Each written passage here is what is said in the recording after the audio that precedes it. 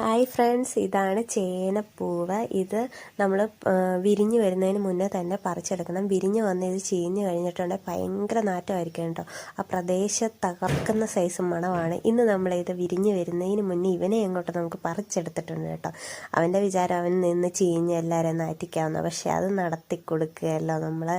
എന്നിട്ട് ഇതാ കുനുകുനോന്ന് അരിഞ്ഞെടുത്ത് വെച്ചിട്ടുണ്ട്. അരപ്പിനായിട്ട് തേങ്ങ, ചെറുജീരകം, മഞ്ഞൾപ്പൊടി, കാന്താരി, വെളുത്തുള്ളി 2 അല്ലി ഇത്രയും എടുത്ത് ഒതുക്കിയെടുത്തിട്ടുണ്ട്. ഇനി ഈ ചേനപ്പൂവ് ചെറുതായിട്ടൊന്ന് അരിഞ്ഞെടുത്തിട്ടുണ്ട്. അതിലേക്ക് ചുവന്നുള്ളിയും കൂടി അരിഞ്ഞെടുത്തിട്ടുണ്ട്. എന്നിട്ട് ഒരു പാൻ വെച്ച് എണ്ണ ചൂടാക്കി കടുകൊക്കെ പൊട്ടിച്ചതിന് ശേഷം ഈ അരിഞ്ഞ് വെച്ചതൊക്കെ ഇട്ട് കൊടുക്കുക. ഒതുക്കി വെച്ചിരിക്കുന്ന അരപ്പ് ഇട്ട് കൊടുക്കുക. ആവശ്യത്തിന് ഉപ്പ് ഇട്ട് കൊടുത്ത് നന്നായിട്ടൊന്ന് ഇളക്കി ഒരു 5-6 മിനിറ്റ് അടച്ച് വെച്ച് വേവിച്ചെടുക്കാം. അടിപൊളി ചേനപ്പൂ തോരൻ ഇവിടെ റെഡി ആയിട്ടുണ്ട്.